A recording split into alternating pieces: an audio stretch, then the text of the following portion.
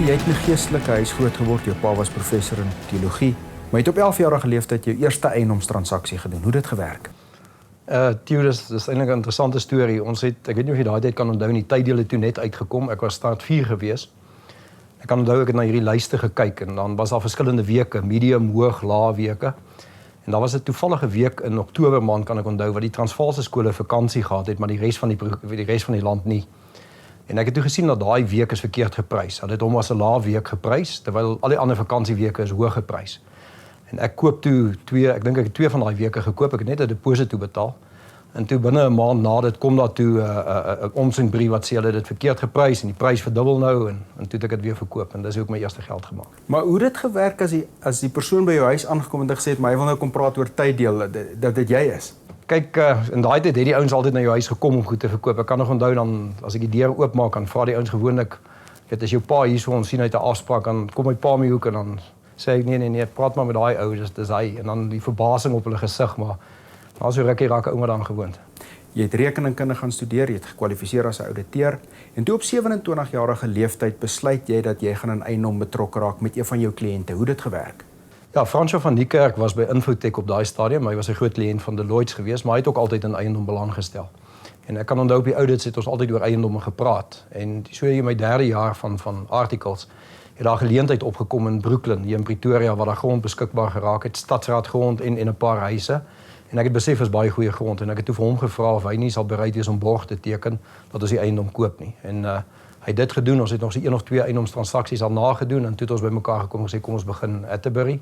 Dis hoe die eiendomsmaatskappy begin. Nou goed, julle het hom begin, maar in die eerste 5 jaar was dit net jy. Julle het eers na 5 jaar begin mense aanstel. Daai eerste 5 jaar, wat was die belangrikheid van dit? Theo, weet ek dink ou het omtrent 5 jaar nodig om die ondervinding op te tel om te weet waar jy vir jou voor inlaat. Ek was gelukkig, weet ons het daai tyd ontwikkelings gedoen saam met Louis Norwell, Nino Haasbroek, dis groot eiendomsspelers vandag nog. Ek het ontsettend baie by hulle geleer. Maar ek weet ek die eerste 5 jaar, ek kan onthou ek het die boeke gedoen, ek het verhuurings gedoen, projekbestuur gedoen. Maar ek dink dit was nodig geweest want 5 jaar later weet jy presies watse tipe mense het jy nodig in watter posisies. En toe ons nou besluit het ons wil hierdie maatskappy groot maak. Toe het ons besef, weet ons het meer mense nodig en toe kon ons die regte ouens gaan aanstel. Daai ondervinding het die basis gelê vir wat vandag die groep is.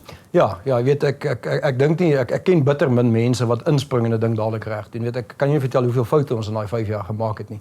Maar 5 jaar later dan begin 'n ou verstaanbaar. Nou goed, dis nou 17 jaar later. Die groep het eiendomsbates van meer as 10 miljard rand. Julle het bekende name soos die Waterfall ontwikkeling wat julle doen tussen Midrand en Pretoria in Johannesburg. Julle het goed soos die Clearwater Mall, julle het goed soos die Garden Route Mall, julle het hierdie Lynnwood Bridge waarvan ons nou gesels. Duidelik het julle baie goed reg gedoen en baie goed suksesvol gedoen.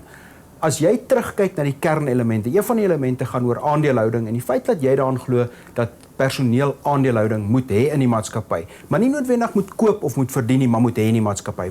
Wat is daar agter?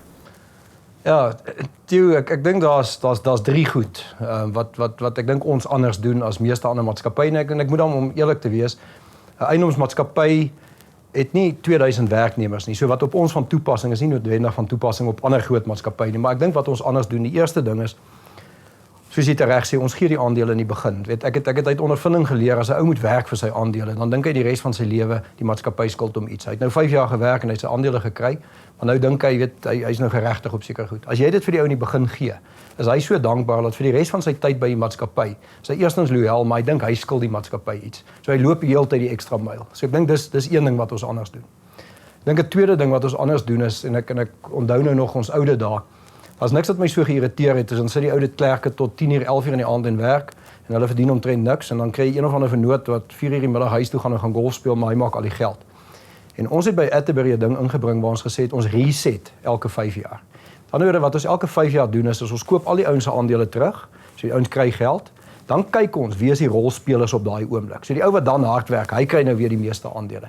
So as jy op 'n stadium minder wil werk, dis reg. Niemand het 'n probleem daarmee nie. Jy moet dan net weet met die volgende reset gaan jy minder aandele hê en die tydperk wat jy werk, kry jy die geld wat jy verdien.